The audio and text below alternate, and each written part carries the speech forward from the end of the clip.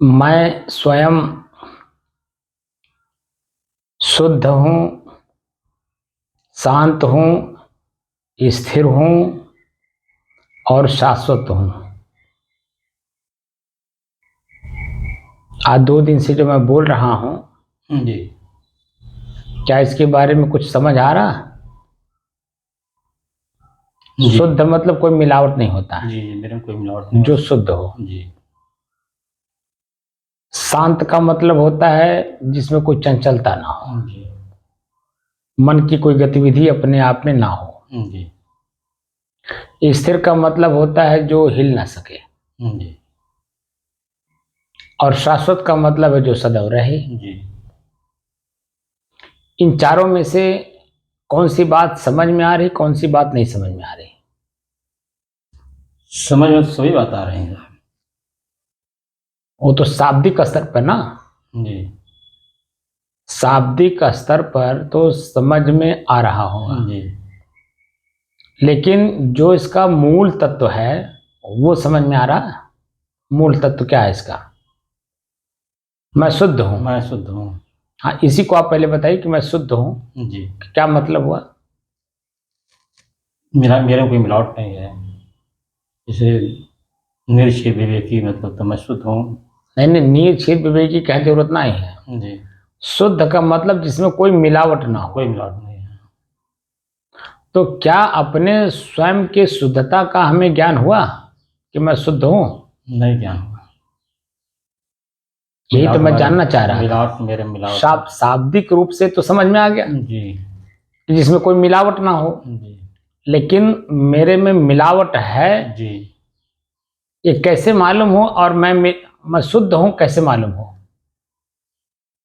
अब मिलावट मेरे में है मतलब इसलिए तो शुद्ध हमको करना है कि हम शुद्ध हों। यानी जो मिलावट है वो क्या है जिसको हमें शुद्ध करने की जरूरत है? अब यही है का मन है, बुद्धि, चित्त, अहंकार है। ये सब सब मिलावटें तो हैं जितना है सब। हम्म।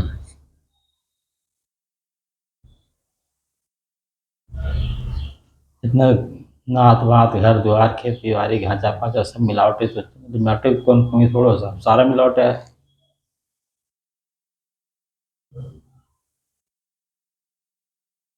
अब समझ में आ रहा ना कि जी, जो कुछ भी इसमें है जी, वो सब मिलावट सब मिलावट है। है ना? और इतना अब कस के मिलावट है कि उसको निकालने में बहुत मेहनत करना पड़ेगा।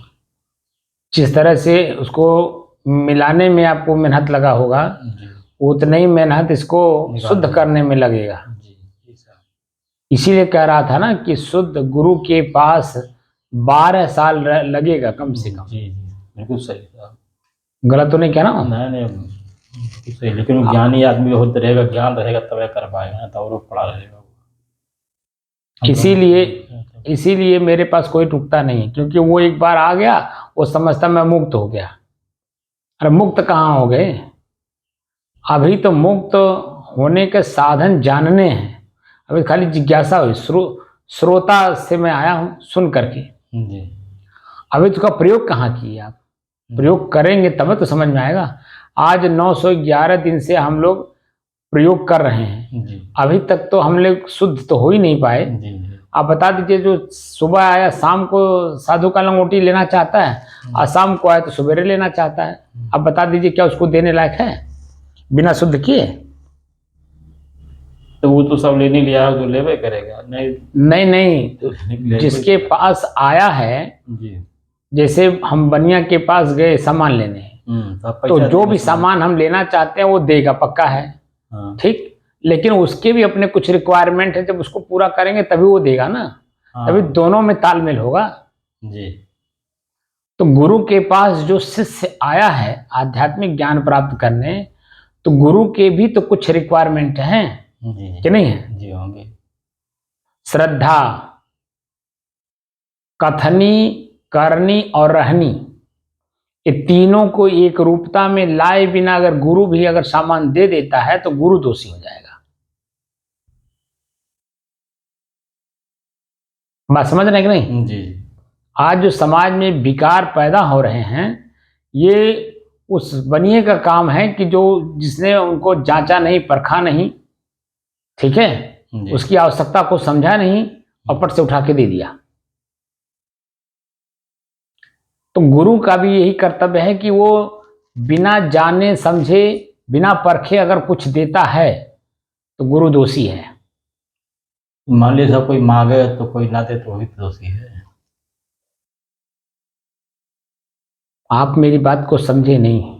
मांगना तो सबका काम है, देने वाले के रिक्वायरमेंट को पूरा करे तो ले जाए, हम कहाँ मना कर रहे हैं। जैसे रामचंद्र काका जी अंगूठी ले लिए, अगर साहब दे दिए तो वे तो लिए। और इसीलिए तो मैं कह रहा हूँ कि दोषी हैं कि नहीं हैं। अब हमारी बात समझे नहीं क्या? जी।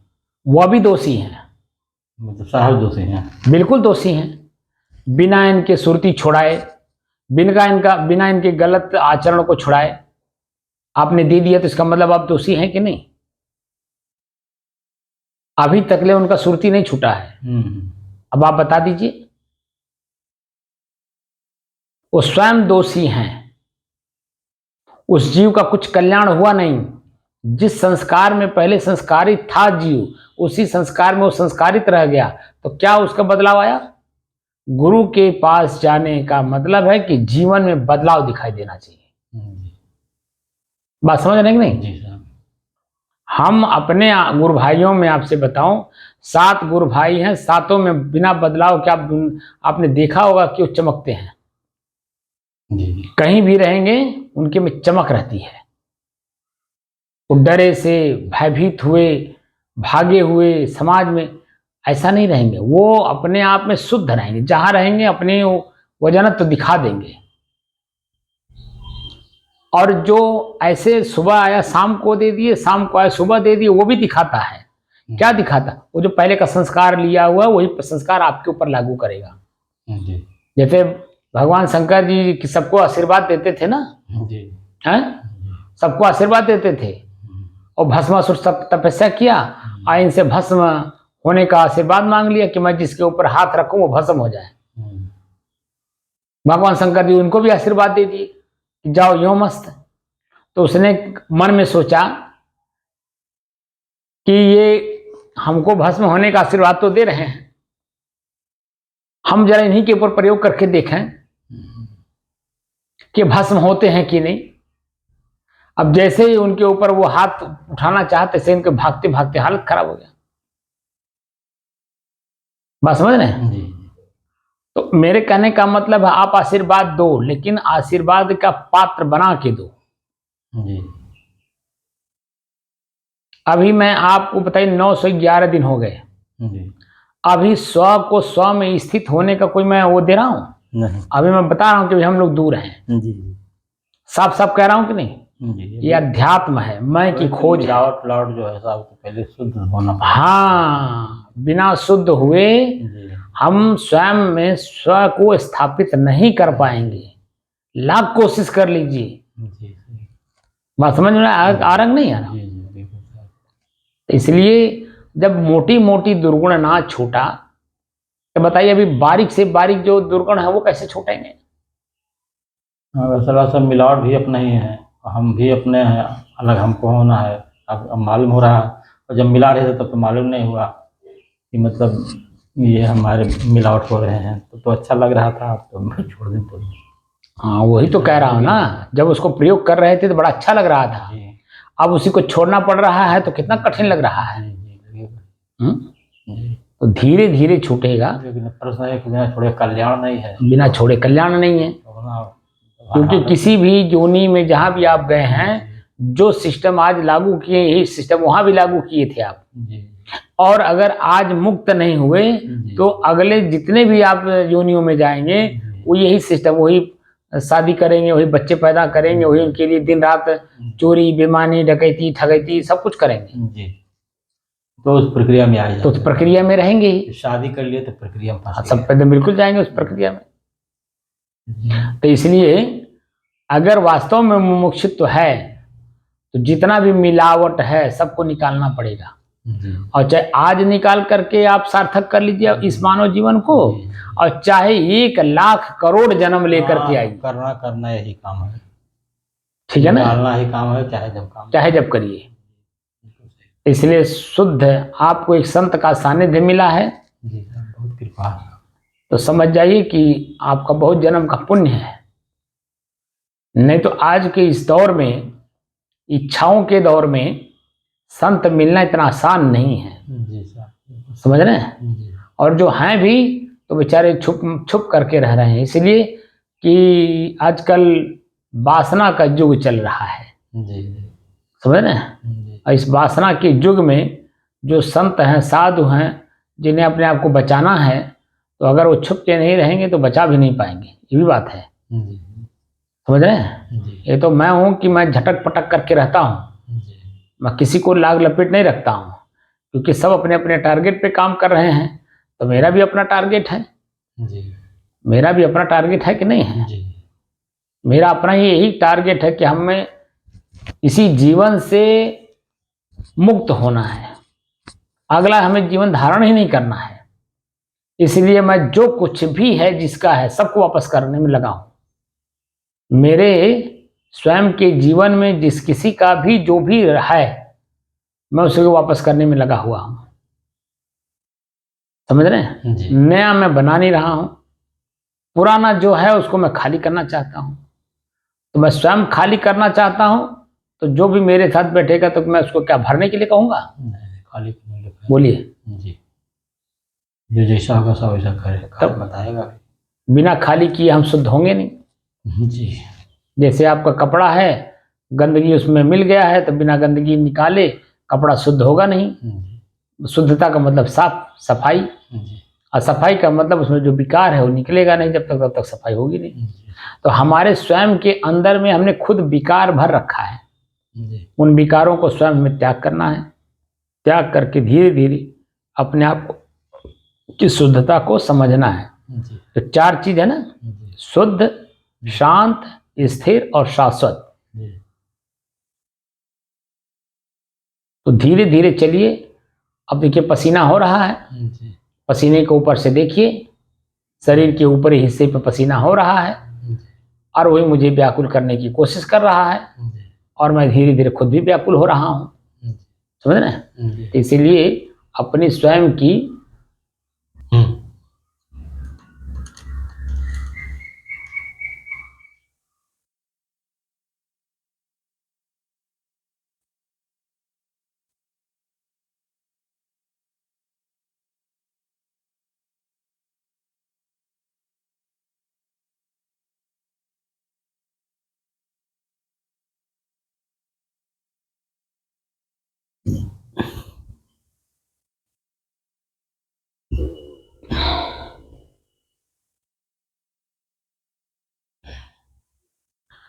अपने ही चंचल मन को एकाग्र, स्थिर एवं शांत करने के बाद स्वयं मैं कौन हूं को जानने की दृष्टि से साधना करते करते आज 911 दिन हो गए। तारीख 6 मई सन 2024, दिन सोमवार, सायंकाल का समय। तो हमारे अंदर में जितनी भी अशुद्धि है, या जितने भी विकार हैं, या जितने भी मिलावट हैं, इन सब को हमें खाली करना है। और खाली किए बिना हम स्वयं अपने आप में शुद्ध होंगे नहीं।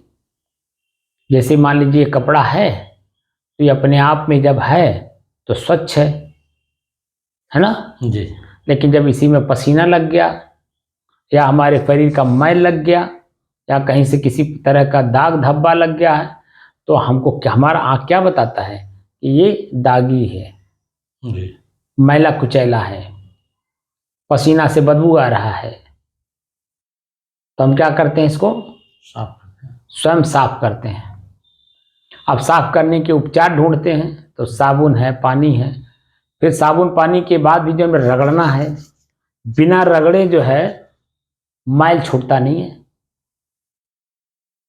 ऐसे ही मेरे अंदर में जो मैल यानी विकार है, इस मैल को हमें निकालना है, मेहनत करना है।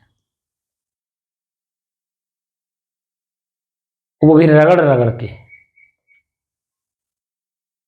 क्योंकि कब से जो है ये विकारों को भरता आ रहा है मालूम नहीं है। इसलिए अपने स्वयं के भीतर झांक करके देखने की जरूरत है कि जो हमारे स्वयं के भीतर में वासना जो गड़ा हुआ गहराई से, इसी गहराई से निकाल करके इसको बाहर कर देना है। और जब ये बाहर हो जाएगा हम अपने आप में स्वयं में हल्का हो जाएंगे। जैसे पैर के हमारे तालू में जब कांटा गड़ जाता तो हम पैर रख करके नहीं चल पाते, ये चल पाते हैं नहीं। तो उसको क्या करते हैं, रुकते हैं, पहले उसको साफ करके देखते हैं कि कांटा किस जगह है, कांटा कहाँ है और कितना बड़ा है, कितना मोटा है, कितना पतला है।